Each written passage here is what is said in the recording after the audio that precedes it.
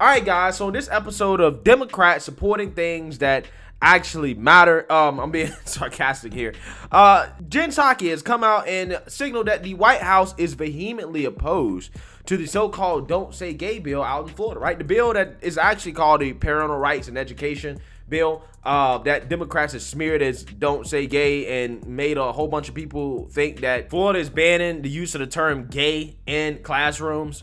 Now, again, this is just blatant misinformation being put out there by the Democrats that nobody seems to be trying to fact check or to censor or anything like that. Again, it's funny how that works. But yeah, if you guys have watched my videos, you should know by now what that bill actually does. It simply provides parents with more transparency about certain forms and information that is being passed out in classrooms at school towards their children. It also has a small little line in there that basically prohibits discussions between teachers and kids in kindergarten through third grade from talking about sexual orientation and gender identity, right? And that line right there has triggered a whole bunch of people on the left. Okay, they're calling this hateful, bigoted, discrimination, etc., etc., etc. Okay, again, it has gotten so much attention that even Jen Psaki in the White House are talking about this now. So I want to go ahead and play Jen Psaki and her thoughts on this bill, and I want you guys to pay close attention to how she talks about this issue. Take a look. Thanks, Jen. I have two questions. First, about the Florida bill that just passed, restricting the speaking about of homosexuality and gender identity up to third grade. And then I have a question about surveillance matters that have been in the news. Regarding the Florida bill, in 1994, when many of us in this room were in school, President Biden actually voted for a much broader restriction that banned federal funds from being used for, quote, the promotion of homosexuality as a positive lifestyle alternative. Why did he do that, and can you describe how his thinking has evolved over the years?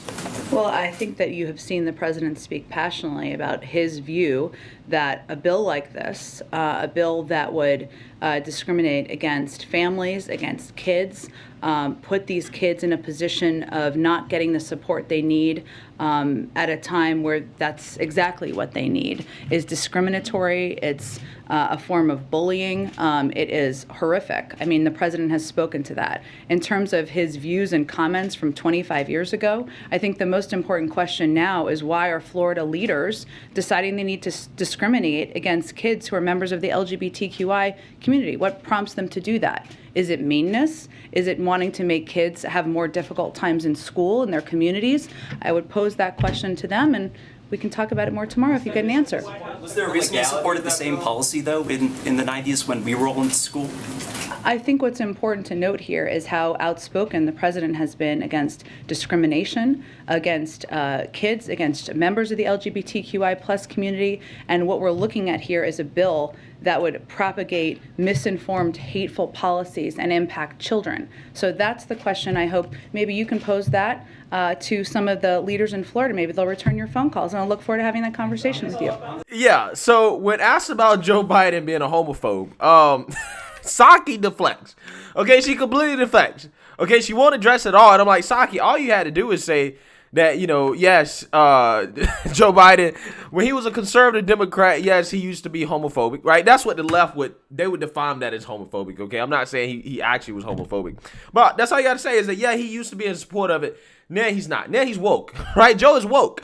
So now, he is against, so-called discrimination, which is what she calls it, right? And I have questions about this because I'm like, Jen Psaki is framing kindergartners and third graders as if they can be a part of the LGBTQ community. And I'm like, how can kindergartners and third graders be a part of that community? Somebody enlighten me, right? Somebody please enlighten me. How does that work? How does that work? You're talking about 5-year-olds and you're trying to throw them into a community based off sexual orientation and gender identity. Concepts that these kids don't understand. So again, it really blows my mind, and it's honestly kind of sickening and disgusting to think about how hard the Democrats are fighting on some of these issues. I'm just like, I don't really understand. I don't get it. Why are you fighting for kindergartners and third graders to be taught about gender identity and sexual orientation in school? Why are you fighting for that? Right? Why are you fighting for that? I don't understand. But Democrats don't want to let kids be kids. They want to assign kids gender and sexual orientations in kindergarten.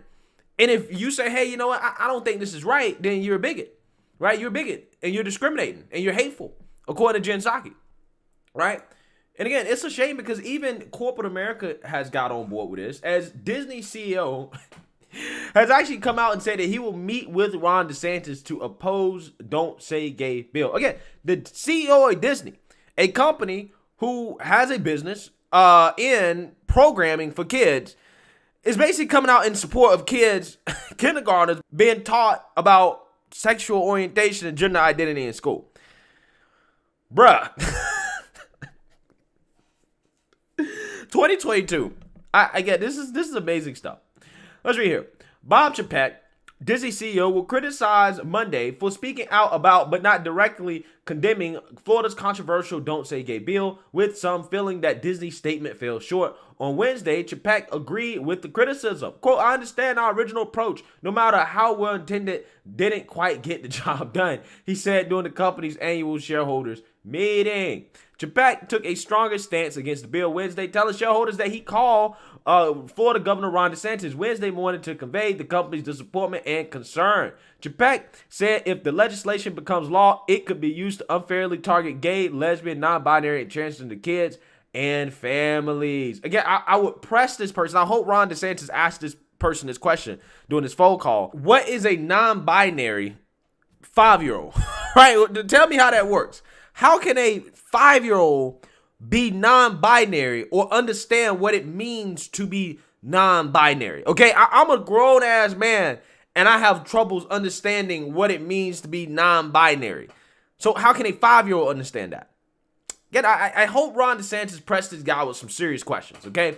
Quote, the governor heard our concerns and agreed to meet with me and LGBTQ plus members of our senior team in Florida to discuss ways to address them, Chapek said. Okay, so Disney, again, that has a part of their business that focuses on child programming, is coming out in support of teaching kids stuff like this. Okay, this is woke corporate America in 2022, woke capitalism. But I want to switch to another story here that is a similar subject matter that has gone viral, but I want to talk about here for a little bit.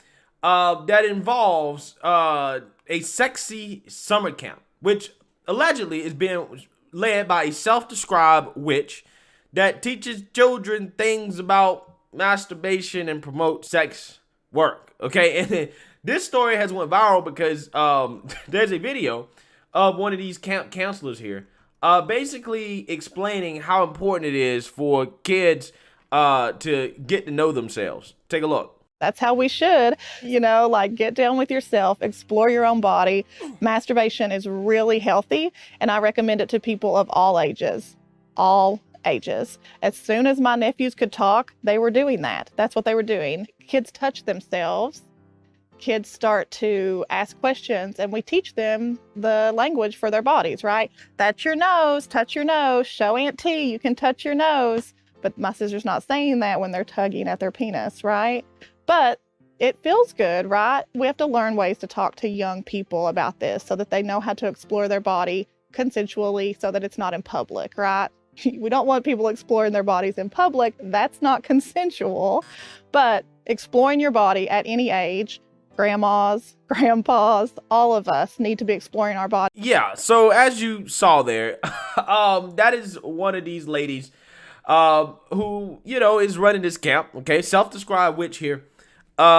Who basically says that, hey, my nephews, as soon as they could talk, like 2 years old, were, playing with themselves. And she calls that masturbation, right? And I'm not necessarily sure if that's the term that I would use for that, okay? I think there's a difference between, touching a body part and touching your body part with the intent of trying to pleasure yourself or to expel bodily fluids, if you know what I'm saying. So I wouldn't go as far as to say that your 2-year-old nephews, whatever they were doing, I wouldn't say that as 2-year-olds, they were doing that with the intent that this person is trying to imply that that's what they were doing it with, okay?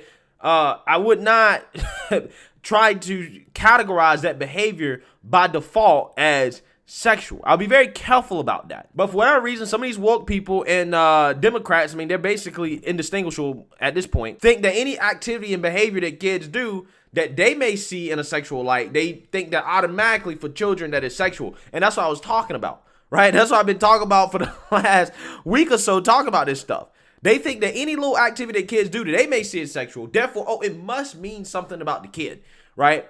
And their sexual orientation or gender identity. And I think that this is just very, very, very flawed thinking that is taking a lot of people down a very, very, very disturbing route. So let's read here about Tanya Turner, who is one of the camp counselors at this Cuckoo for Cocoa Puffs camp here. Okay, so Tanny is a femme, fat, queer, magical pleasure worker, educator, and artist. She was raised in rural Kentucky by a host of witchy women, alongside sisters and cousins. A coven-like mountain matriarchy, if you will, on Stony Fork. Yeah, so that's all we really need to read, right? And basically all the other counselors as well, too, are basically the same for the most part. Yeah. I think this is weird, okay? Now, here's the thing, man. Here's the thing. There's a lot of people who are outraged about this, right? And calling for it to be banned and all of this other stuff. And I'm like, I don't necessarily know if I'll go that far. Because as weird as it is, as disturbing as it is, here's the thing. It's a private camp. And if, parents want to send their kids to this, who am I to say you can't, right? I mean, listen, I don't want this taught in public schools, but I don't want to go as far as to say, oh, no, you as a parent, you can't send your kids to a camp like this, so they should abolish that camp. Because I don't think the camp is exclusively for children, right? I think the camp is for adults and children. The women here just happen to believe that this type of education is appropriate for all ages, right? And if parents want to teach their kids this stuff and do it through this camp, again, who am I to say they can't do that, right? I mean, again, I do think that when kids, are doing certain things, right, at a young age, parents probably do want to talk to their children about, okay, what does this actually mean? What are you doing? Like, I think that's between the parent and the child. So I do think it's weird that parents would send their kids or go to a camp like this with their kids. I do think that's weird, but at the same time, it's one of those things where it's just like, who am I to really say, hey, parents can't send their kids to this if they don't want to send kids to it, right? As long as it's informed, okay, that they're telling the parents that, hey, this is what we're teaching your children, hey, it is what it is. But with that being said, this type of stuff shouldn't be in school, right? And there's actually a video with one of the camp counselors talking about how they're infiltrating schools and how they're trying to get this stuff taught in schools. Now, again, this is why we need bills like what Ron DeSantis and the Republicans in Florida have proposed, right? To stop this type of stuff from being taught in school, right? But again, I think there's a difference between trying to ban this type of stuff being taught, in school to kindergartens and third graders.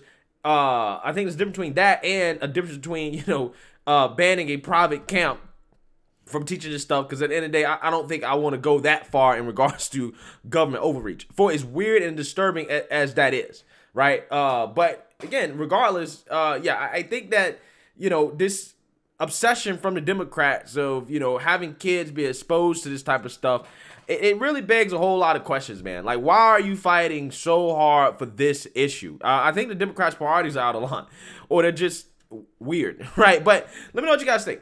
Make sure you like, comment, and subscribe. Most importantly, share a Black conservative perspective. Peace.